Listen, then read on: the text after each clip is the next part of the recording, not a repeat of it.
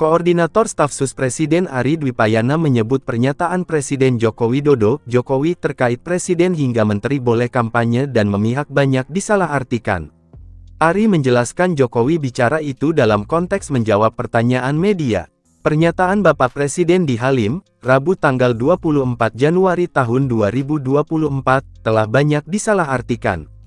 Apa yang disampaikan oleh Presiden dalam konteks menjawab pertanyaan media tentang menteri yang ikut tim sukses, kata Ari kepada wartawan, Kamis tanggal 25 Januari tahun 2024.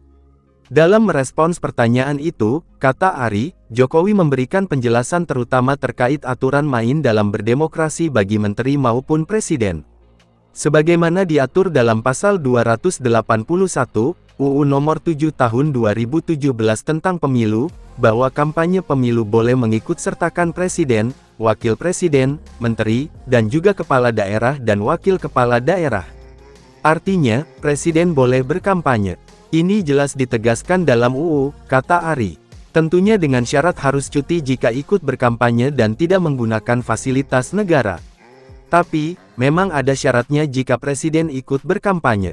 Pertama, tidak menggunakan fasilitas dalam jabatannya, kecuali fasilitas pengamanan bagi pejabat negara sesuai aturan yang berlaku.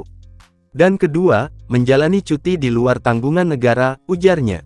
Ari mengatakan undang-undang menjamin hak preferensi politik presiden. Dengan mengikuti mekanisme dan aturan yang ada.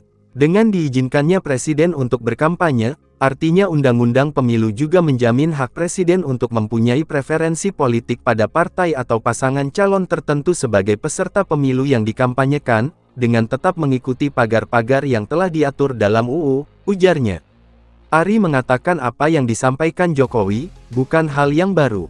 Dia menekankan hal itu sudah ada aturan yang dimuat dalam undang-undang.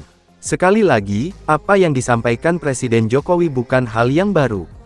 Koridor aturan terkait hal ini sudah ada di UU Pemilu. Demikian pula dengan praktek politiknya juga bisa dicek dalam sejarah pemilu setelah reformasi, ujarnya. Ari lantas memberi contoh presiden sebelumnya yang terikat dengan partai politik yakni Presiden ke-5 Ri Megawati Soekarno Putri dan Presiden ke-6 Ri Susilo Bambang Yudhoyono.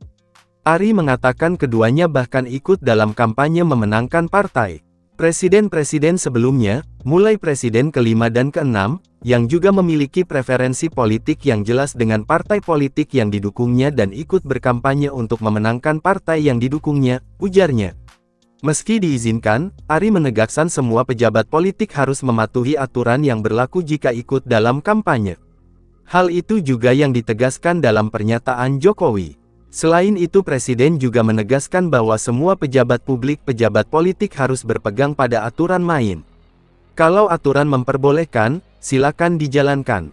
Kalau aturan melarang maka tidak boleh dilakukan.